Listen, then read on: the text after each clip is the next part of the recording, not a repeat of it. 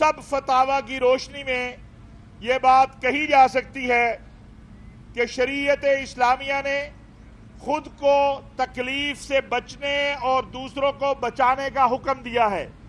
लिहाजा corona vaccine को लगवाना जायज भी है और शरई जिम्मेदारी भी है। और रमजान में रोजे जिन लोगों के चूंकि वो एक क्यू में नंबर रमजान में आ रहा है, वो भी परेशान ना हो।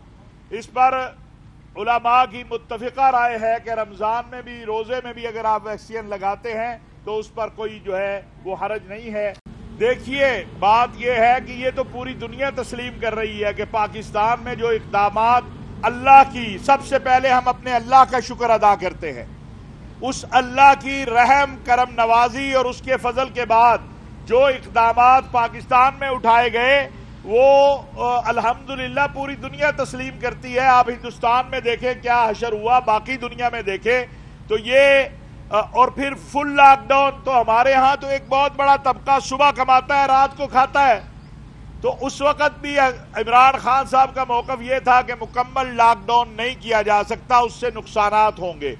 अब भी हुकूमत का मौकफ यही है कि जिन जगहों पे, और कल भी इजलास हो रहा है, आज भी इजलास हो रहा है, जो मुमकिनात हैं वो जरूर इख्तियार की जाएगी। और जहां तक बात है उलमा से राब्ते में है, मैंने पहले कहा बिल्कुल ये प्रोपेगेंडा जो है इसको जहन से निकाल दें कि पाकिस्तान में मस्जिदें बंद होंगी। कोई पाकिस्तान में मस्जिदें बंद करने नहीं जा रहा। बाकी जो मुशावरत है, फतवा है या उसके ऊपर कोई इंतजामी मामलात हैं, वो उलमा से मुशावरत पहले भी हुई, अब भी हो रही है, आइंदा भी होगी।